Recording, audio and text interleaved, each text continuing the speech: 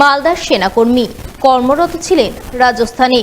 খুশির ঈদে পরিবারের সঙ্গে সামিল হতে বাড়ি ফিরছিলেন ট্রেনে চেপে, কিন্তু বাড়ি ফেরা হলো না। চলন্ত ট্রেন থেকে পড়ে মর্মান্তিক মৃত্যু হলো ওই সেনাকর্মীর। খুশির ঈদের দিনে বাড়িতে ফিরল তার নিথর কফিনবন্দি দেহ, যা দেখে কান্নায় ভেঙে পড়লেন পরিবারবর্গ। খুশির ঈদের দিনে বিষাদের করুণ ছায়া নেমে এলো মালদার রতুয়া ১ নম্বর ব্লকের বাহারাল রাধানগর গ্রামে। জানা গেছে, মৃত সেনাকর্মীর নাম মাহাবুল হক। তিনি রাজস্থানে কর্মরত ছিলেন। খুশির ঈদে ছুটিতে বাড়ি ফিরছিলেন, কিন্তু ট্রেনে করে বাড়ি ফেরার সময় মাঝ রাস্তাতেই চলন্ত ট্রেন থেকে পড়ে তার মর্মান্তিক মৃত্যু হয় বলে খবর।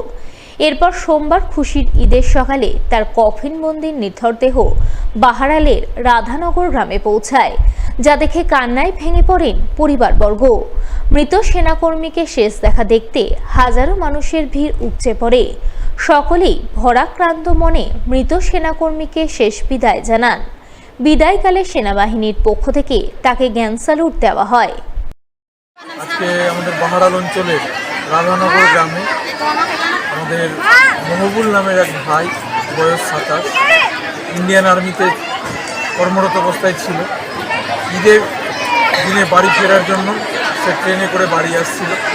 মোগলসরাই স্টেশনে একটা দুর্ঘটনায় তার মৃত্যু হয়। আজকে আমাদের সারা এলাকা জুড়ে শোকের ছায়া। পবিত্র ঈদের খুশির দিনেও আজকে আমাদের এলাকার প্রত্যেকটা মানুষ ভারাক্রান্ত। ওনার সন্দেহ এসছে ইতিমধ্যে, আমরা এখানে এসেছিলাম দেখার জন্য, এবং ওনাদের আধিকারিকরাও এসেছিলেন। ওনাদের যা প্রক্রিয়া সেগুলো সম্পূর্ণ করেছিলেন। হাজার হাজার মানুষের ঢল আপনারা দেখতে পাচ্ছেন। এলাকায় অত্যন্ত শোকের ছায়া পড়েছে। আমরা ওর পরিবারের প্রতি সমবেদনা জানাচ্ছি এবং ওর পরিবারের পাশে আমরা সবসময় থাকবো, এই আশা রাখছি। এবার মাদক উদ্ধারে বড়সড় সাফল্য পেল Malda GRP. Malda town station থেকে প্রায় ১ কোটি টাকার মাদক সহ গ্রেপ্তার করল ২ মাদক পাচারকারীকে।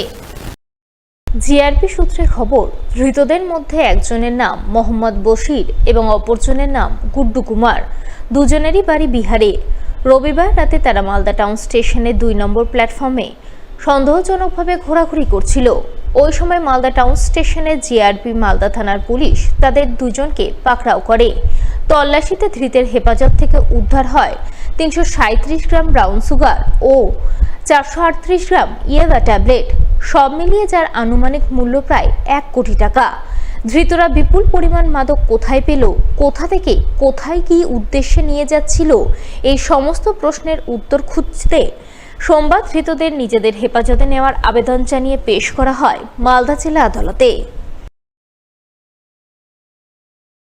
মালদা শহরের স্বপ্নীল মজুমদার মেমোরিয়াল ফাউন্ডেশন নামে এক সংগঠনের বার্ষিক সাধারণ সভা ও রক্তদান শিবির হয়ে গেল সোমবার।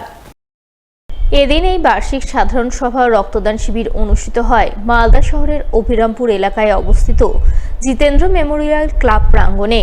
উপস্থিত ছিলেন ইংরেজবাজার পৌরসভার chairman Krishnendu Chowdhury, vice chairman Sumala Agarwala, জেলা রক্তদান শিবিরের আহ্বায়ক অনিল কুমার সাহা, স্বপ্নীল মজুমদার মেমোরিয়াল ফাউন্ডেশনের সম্পাদিকা ভার্গবী মজুমদার সহ অন্যান্যরা।